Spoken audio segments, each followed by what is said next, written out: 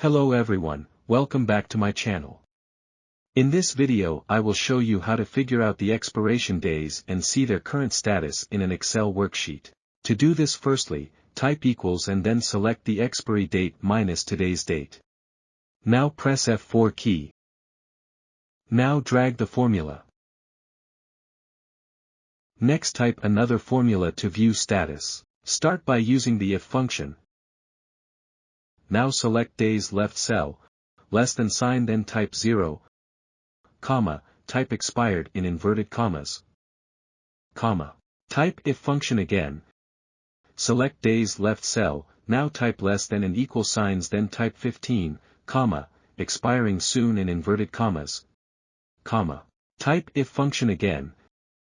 Select days left cell, greater than sign, type 15, comma, type any description in inverted commas, close with 3 brackets.